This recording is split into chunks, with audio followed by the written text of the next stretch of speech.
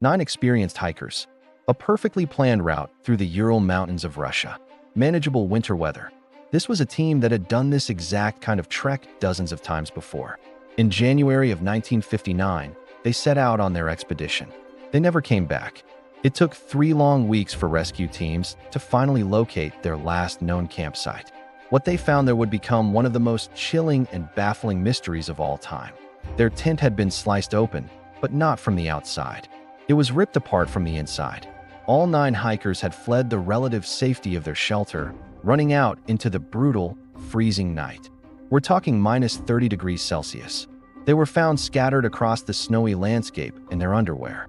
No shoes, no coats, just their sleepwear in the middle of a Russian winter. Why would a group of seasoned hikers abandon their gear and run into certain death? The condition of their bodies only deepened the mystery. Some were discovered with fractured skulls.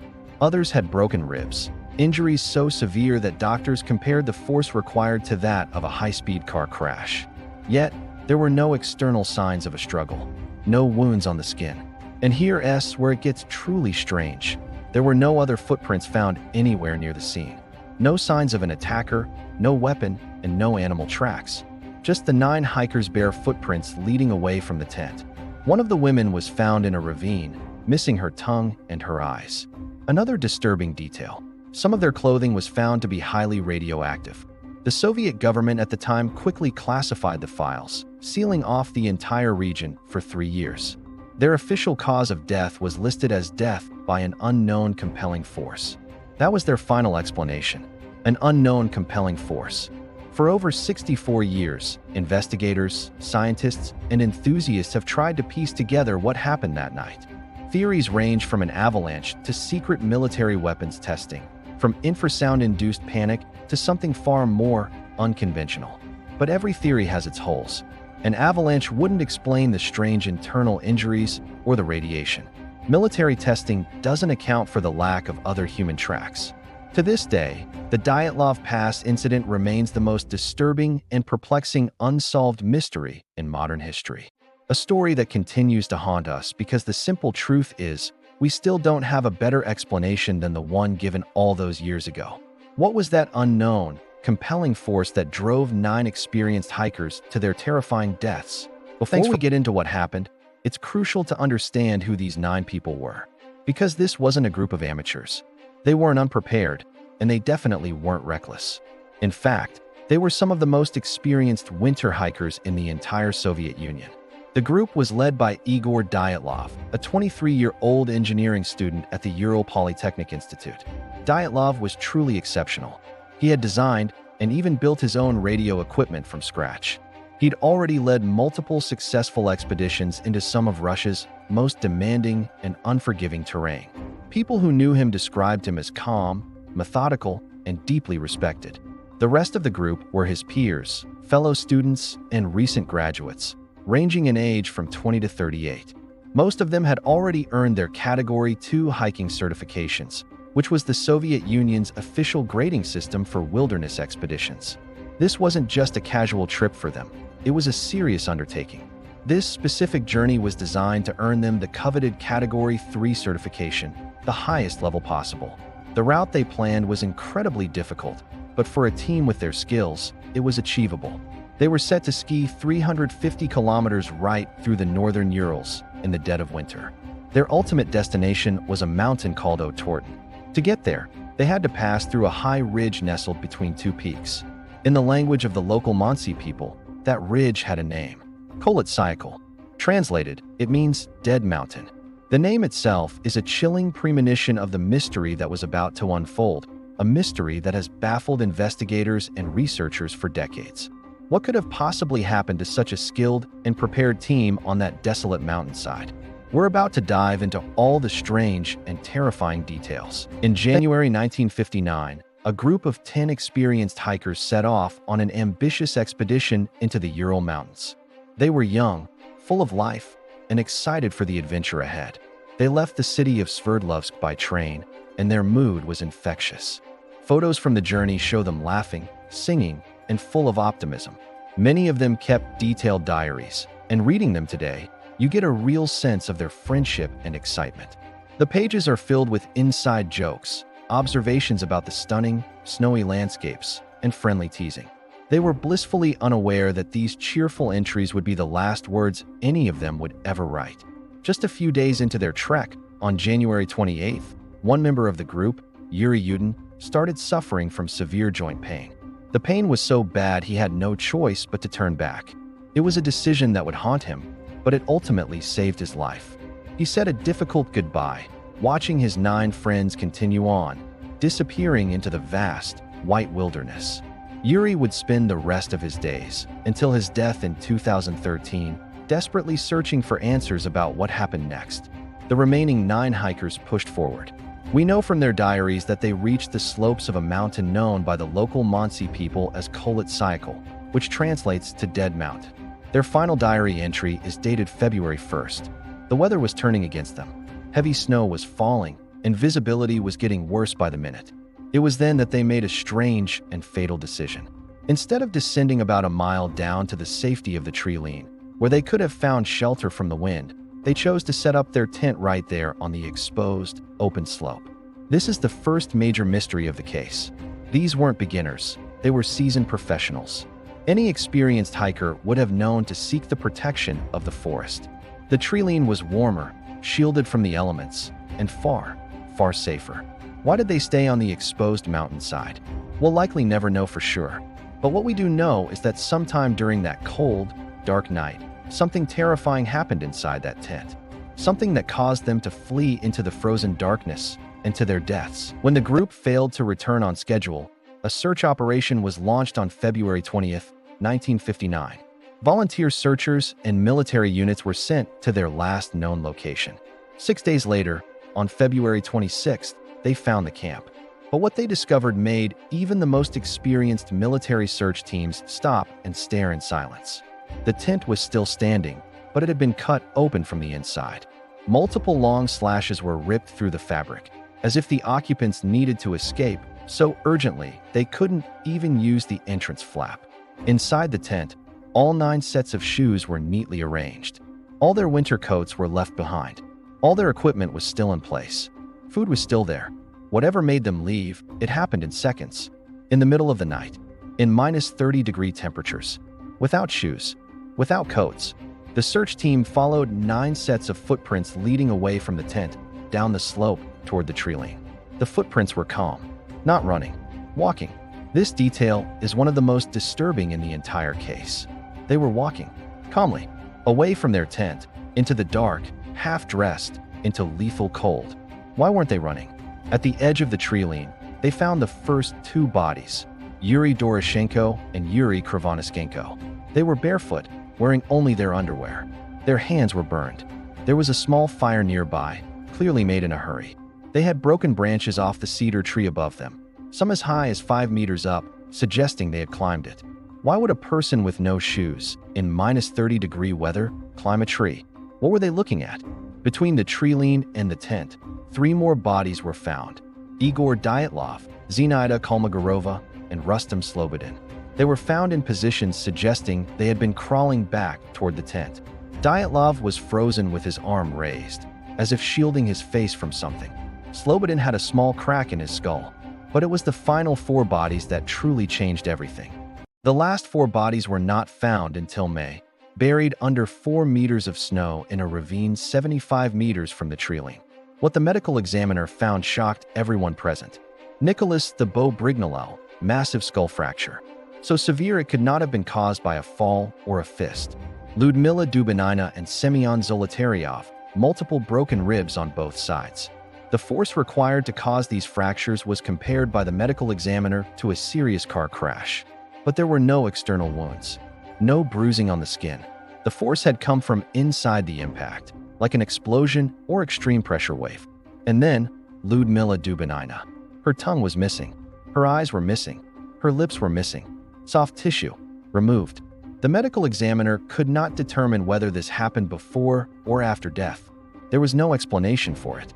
Additionally, several items of clothing from the group were found to be highly radioactive when tested weeks later. Radioactive. In 1959, in a remote mountain range, with no nuclear facility anywhere nearby. The Soviet government immediately classified the investigation, sealed the files, closed the region to hikers for 3 years, and issued their official conclusion: death by an unknown compelling force. Case closed. For over 60 years, the Dyatlov Pass incident has baffled investigators and enthusiasts alike. Dozens of theories have emerged, but none can fully explain what happened that fatal night. Let's dive into the most compelling ones. The most common official explanation is an avalanche. The theory suggests a snow slab hit the tent, causing crushing injuries and forcing the group to flee into the deadly cold. However, there are problems with this. Investigators found no signs of a recent avalanche, and the slope wasn't steep enough for one. Plus, the footprints leaving the tent were calm, not panicked. An avalanche also doesn't explain the missing soft tissue or the radioactive clothing found on some of the hikers. Next, there's the infrasound theory. This suggests that unique wind patterns in the Ural Mountains created low-frequency sounds that humans can't hear but can feel. In labs, infrasound has been shown to cause intense panic, paranoia, and even hallucinations. This could explain why a group of experienced hikers would suddenly abandon their only shelter and run into a blizzard. But, like the avalanche theory, it fails to account for their severe internal injuries or the radioactivity. What about a secret military test? The Soviet Union was known to conduct weapons tests in the Urals during that era. Some believe the hikers stumbled upon something they weren't supposed to see, perhaps a new type of weapon like a pressure wave bomb or a parachute mine. This could explain the violent internal injuries, the radiation, and why the government immediately classified the investigation. But to this day, no direct evidence has ever surfaced to support this. Early on, suspicion fell on the local Mansi people, who considered the mountain a sacred and forbidden place. Maybe the hikers trespassed and were attacked? This theory was quickly dismissed. The Mansi were thoroughly investigated and cleared. Crucially, there were no other footprints found at the scene besides those of the 9 hikers. So we're left with a collection of unsettling, unexplained details. Ludmila Dubinina's missing tongue and eyes, the strange radiation on their clothes, the burned hands by the fire pit, the oddly calm footprints walking away from the tent, and branches broken 5 meters up a tree. Each theory explains a piece of the puzzle, but not a single one explains all of them. The mystery of Dyatlov Pass remains one of the most chilling, unsolved cases of the 20th century. For decades, the Dyatlov Pass incident was a case officially closed by the Soviet Union. The full story was buried, locked away in classified files. It wasn't until after the fall of the Soviet Union that those files were finally declassified. But when investigators and researchers got their hands on them, they discovered a story full of holes. Key documents were missing. Entire pages had been carefully removed from reports. Crucial pieces of evidence were completely unaccounted for. And strangest of all, several photographs were missing from the official rolls of film recovered at the scene. It was as if someone had deliberately erased parts of the truth. Fast forward to 2019. In a surprise move, the Russian government officially reopened the investigation.